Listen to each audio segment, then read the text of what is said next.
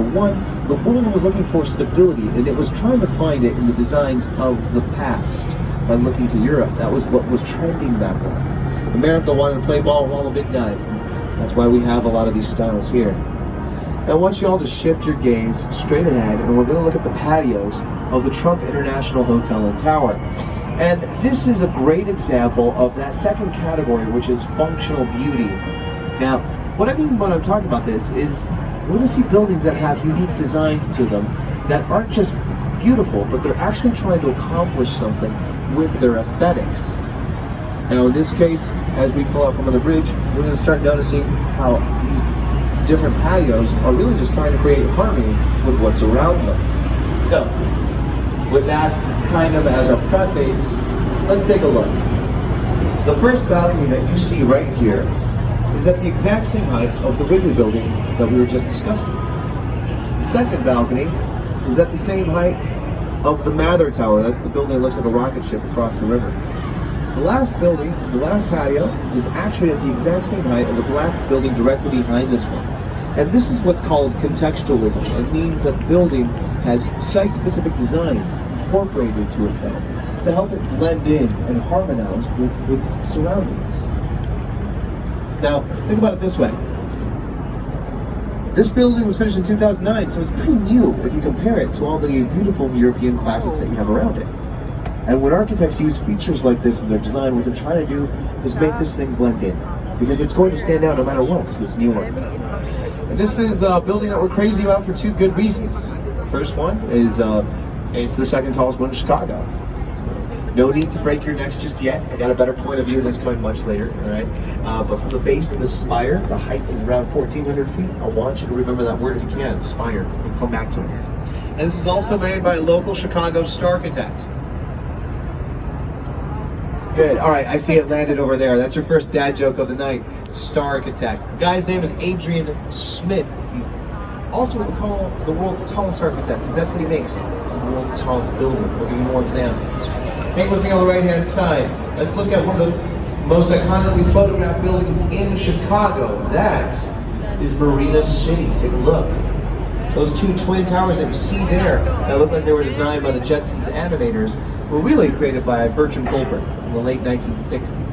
That man saw a problem in downtown Chicago and a solution to it. He realized that back then it was almost impossible to live here, because the middle of the city was industrial, full of factories. This place wasn't clean or safe.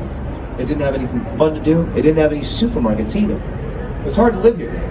So Bertrand's solution was one of luxury. In this space, he's given the residents the possibility of docking their boats in their own private marina.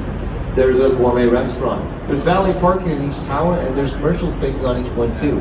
There's a gym, there's a shopping center. The House of Blues is on the premise. There's also a mini mart and a bowling alley. And above all of these things, your own lobe-shaped balcony where you get to have your own slice of the pie residence. It's a pretty forward-thinking way of approaching that problem in the 60s. Now, one of my favorite buildings is on your left-hand side because of its design. Look at what's happening here. Look at this one that has the sun kissing its royal white columns and silver reflective glass. I want you to focus on those columns and follow them to the top. You're going to find a Greek temple up there. And when we see buildings that have these clear, new, contemporary designs, but they're clearly referencing traditional architecture in their design at the same time, that's what we call neoclassical. This building was finished in 1992, and it's got the styles and materials of that time period, but also it references the 30-degree pitch that we would find in a Greek temple. At the very top, that's called the pediment. We can find smaller versions of the pediment right here, above the bays of the windows that we're seeing. As you keep looking down, you're going to find a lot of people having a good time on the Riverwalk. It's a really good feature that we have here in Chicago since 2016. It's changing the relationship that people have with the water for the better. This is going on for about like a mile and a half. It's going to keep growing, and each part has its own theme. Now this next part over here is the amphitheater. And y'all get the gist of how this works. The people that are in the loop that want to take a break, you come down here and just watch the water go by. And the loop is like that. You know, it's everybody's neighborhood. That neighborhood gets its name quite literally from the structures in the middle. If y'all go walking that way, you're going to find yourself with an elevated belt loop of trains. Now those trains in Chicago, they're known as the L. stands for elevated. And they're part of the CTA, one of the best public transport systems in America. They make their way into downtown, loop around it. That's where the name comes from. Stay with me on this side. That is the Builders Building. 2/3 classical, direct black line, 1/3 newer.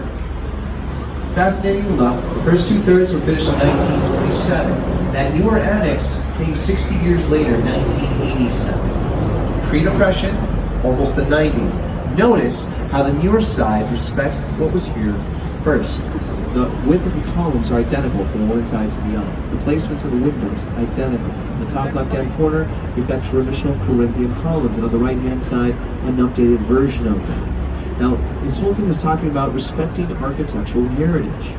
And I'll give you another example. Straight ahead with the Wells Street Bridge. Now, this bridge looks like an antique, but this is only 9 years old. It's a replica of the 91-year-old bridge that was here first. And personally, I like to use this one as a kind of a dramatic setup for what's probably my favorite building on the river. So guys, gals, non-binary gender pals, take a look at the merchandise mark on your right-hand side. Look at that behemoth. Let your eyes follow those deep inset windows all the way up. You're going to find dramatic setbacks up there. Now, this building is covered in polished Indiana limestone. There are precise, repetitive patterns around the geometric shapes on the ground floor, on the top floor, and beautiful details of metal ornamentation. This is what we call Art Deco. That style takes off in the 1920s at an opulent time of wealth and sophistication in America. And that's what this represented. Society back then was so optimistic about its prosperity that this was supposed to represent the future and what was going on. As you're listening to River North Live, it's blues on the river today. That's what we got going on. A lot of fun things are always happening on the river, is what I said as soon as we started.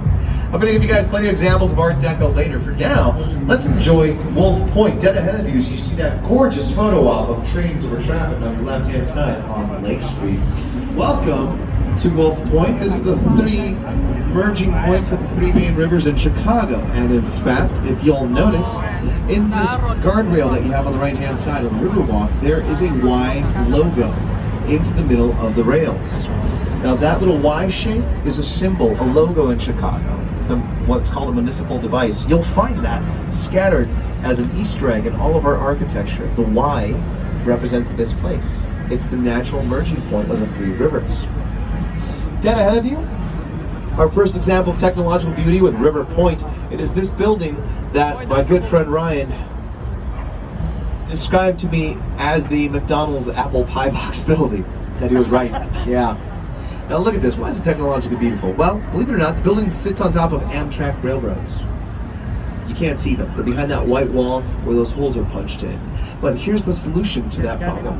The only thing here before this building was constructed were those Amtrak railroads.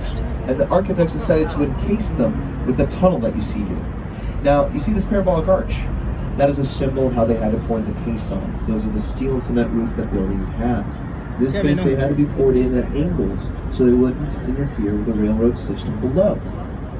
It's an ingenious design to deal with that problem. Let's take it from one of the newest buildings that we have to the oldest one on the river. Dead ahead of you with the Fulton House. This beautiful short stack of bricks here was finished in 1898, and originally this was a cold storage freezer for the meatpacking industry. That was a different Chicago. That was a time when this city was known as America's cow and hog butcher. And this place used to take packaged meat, freeze it, and put it on trains across America. Now that industry went away in the 1970s. And that's when an architect called Harry Weiss did what you see here. This is what I like about the story. To start off, Weiss had a big obstacle. He had to wait 3 months until that building thawed out first, before he could make a hole through the outside wall. Look at the balconies.